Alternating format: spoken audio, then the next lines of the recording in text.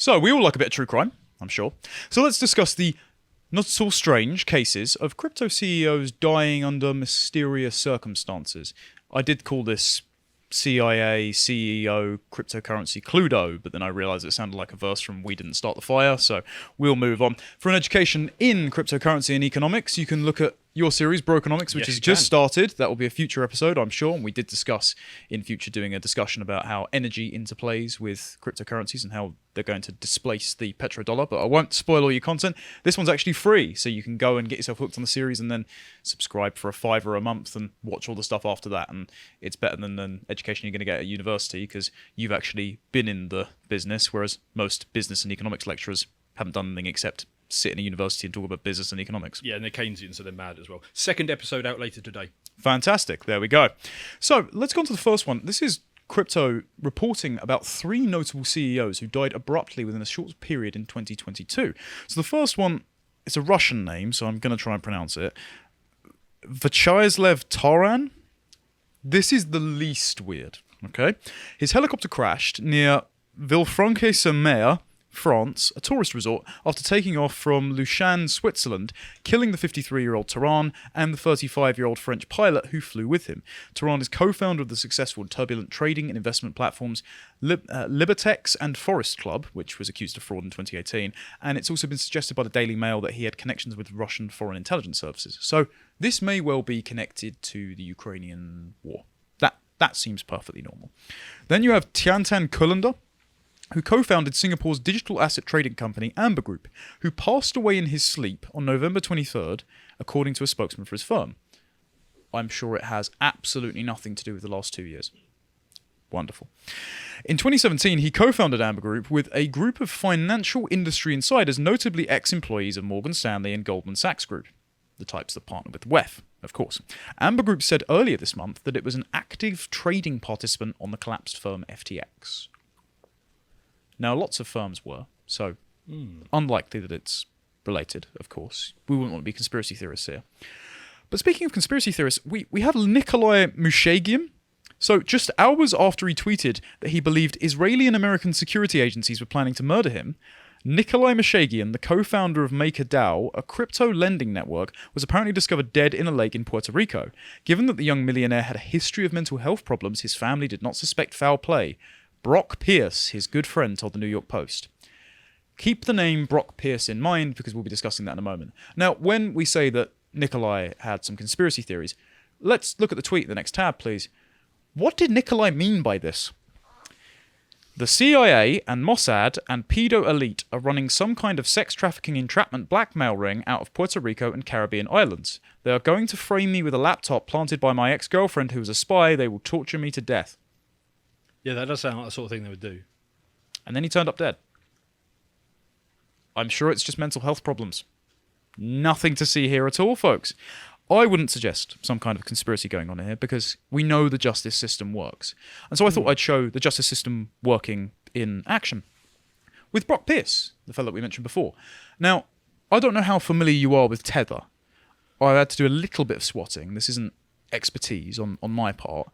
But I've heard that Sam Bankman-Fried's hedge fund was a leading investor at some point.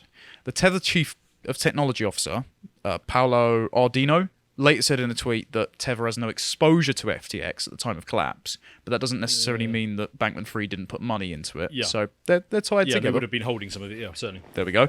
Tether has never been audited as well. Bit suspicious. But it trades consistently below the other rates of stablecoins. So it does remarkably well, has never been looked at, and has some suspicious backers. I do remember one of the stable... I can't remember which one it is now, but one of them has got a lot of WEF backing. Because there's ones that people sort of gravitate to because they feel that it's got the sort of quality of the backing beneath it. And there's other ones I know have been pushed. It might be this one. I'd have to check. Okay. Well, our commenters can fact check us, I'm sure. It has a vested interest in it being pretty consistent because if we go to the next one, the Myanmar rebels, the shadow government, the National Unity Government, who are supposedly backed by the American CIA. I have heard that. I would not report malinformation, of course. Please don't sue me, YouTube. They've made Tether their official currency, So we've got a parallel rebel government potentially backed by American intelligence agencies using a cryptocurrency that has evaded auditing, that has been invested in by Sam Bankman-Fried, who is the Democrats' leading donor. So just to clarify for the audience, I mean, Tether is one of those stable coins which is meant to be basically a proxy for the dollar. So one Tether should equal $1. But yeah, you're right. There is always a slight discount on it. Yes. And of course, with cryptocurrencies, if they're looking to displace the dollar, and displace the petrodollar specifically because America is unhooking itself from using oil and gas as a asset to hedge its bets and use global influence, then a renewably powered cryptocurrency kept afloat by the deep state would be a very convenient mechanism to keep America active on the global stage. But again, we couldn't possibly allege anything. Actually, there was a BIS, Bank of International Settlement report that came out just a few days ago, and they were actually unexpectedly enthusiastic towards things like, I think it was Tether, these stable coins, because basically what it is, well, I mean, it's a way of keeping an excessive amount of dollars in circulation, and it's almost like the US government and other central banks are thinking, we would like to have a central bank digital currency, but we know it's hard and we're not sure whether we can actually get it done,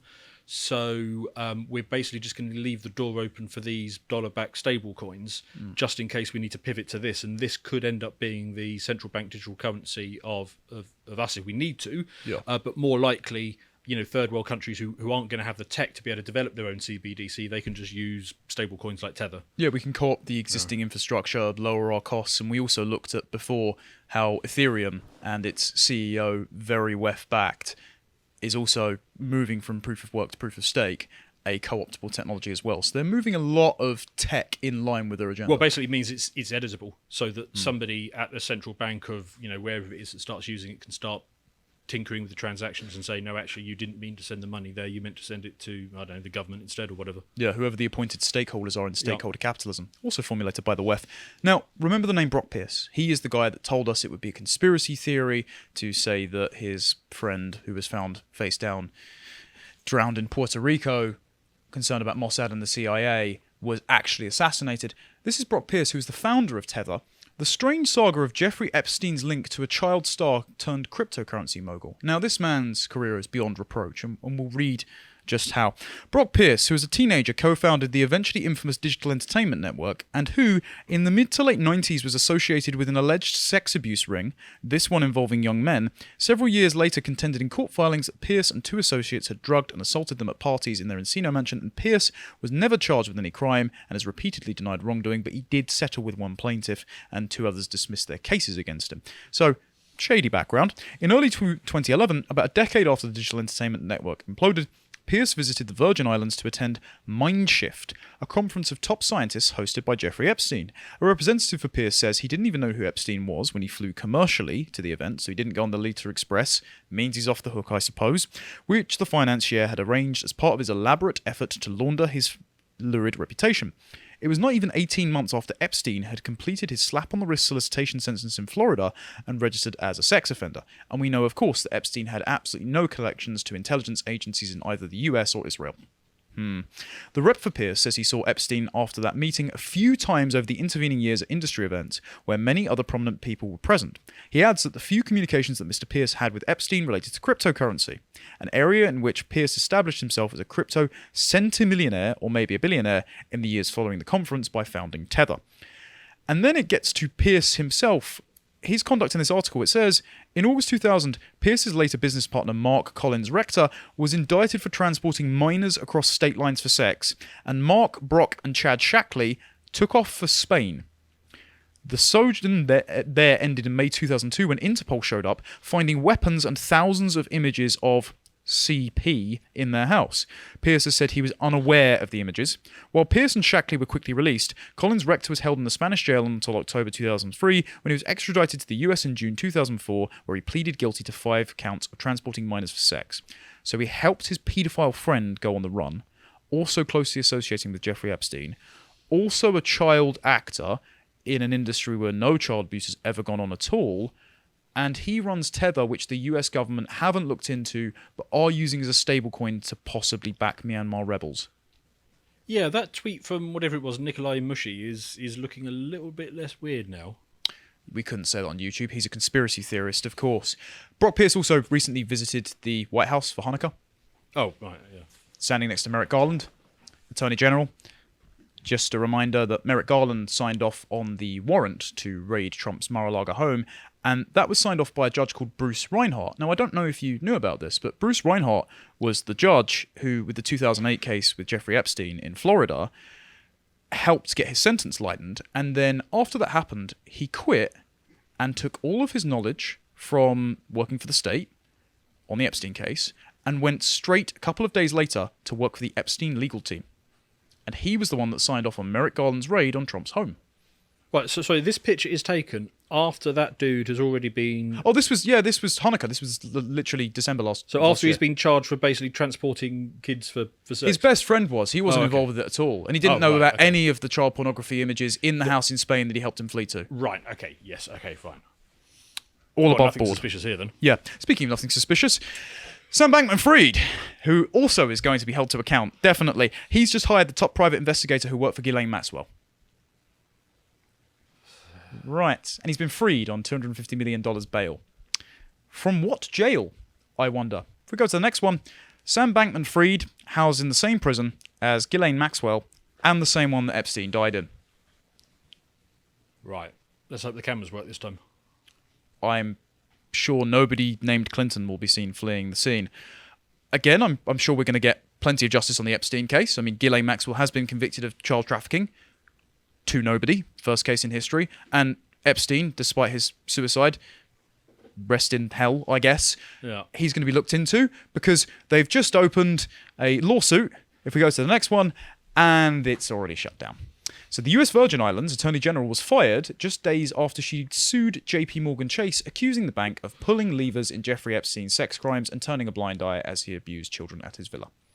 So as soon as US Governor Albert Bryan Jr., USVI Albert Bryan Jr. confirmed in a statement on Sunday that he had relieved Denise George of her duties as Attorney General this weekend because George, who had served as the Attorney General for 4 years, on Tuesday filed a massive lawsuit against JP Morgan, accusing the bank of knowingly and providing and pulling the levers through which Epstein's recruiters and victims were paid. She did not warn Governor Albert Bryan of her intent to file the lawsuit, and the indictment was the final straw in the governor's increasingly frustrated relationship with her. So he explicitly fired her for doing the lawsuit. He's just saying, you should have told me first. But it was the lawsuit that got her fired, just to confirm. Not a conspiracy theorist. But, okay, whatever. I'm sure that we have something on file that will unleash the truth about Epstein. I'm sure the New York police are on it. Oh, bollocks, their evidence warehouse burned down. Now, it does say in the article, does clarify that, like in Hurricane Katrina, lots of the DNA evidence was backed up on a computer file, but more than 1,000 barrels of evidence dating to criminal cases even prior to 2012, and DNA from clothes and other items were incinerated, and some may be non-recoverable. Was the Epstein... It was the evidence New in York here? Police Department's evidence warehouse, and he was housed in a New York jail. So one would presume that there's at least something like the bed sheets, for example, that may have been housed in here. So I'm sure they were safe. They're definitely backed up, and there is absolutely nothing wrong with this image. I'm sure all of these crypto billionaires died under perfectly legitimate circumstances. I'm sure that Brock Pierce is a wonderful individual. Happy Hanukkah. I'm sure Sam Bankman-Fried will get his comeuppance, and I'm sure Jeffrey Epstein killed himself. Yeah, and all this evidence going up in flames, that's just like one of those random coincidences, a bit like when the only bit of the Pentagon that got hit by that plane on 9/11 was the bit was looking into the missing trillions. So, yeah, I mean, it seems perfectly normal to me. I'm not Seth Rich. Please don't kill me, Hillary Clinton. If you appreciated that segment from the podcast of the Lotus Eaters, you can go to lotuseaters.com to check out all the content we have on the site, such as the new series, Brokenomics, which Dan is doing. If you'd like to find out what else we're putting out, you can follow us on Getter at lotuseaters_com on Getter. Thank you and goodbye.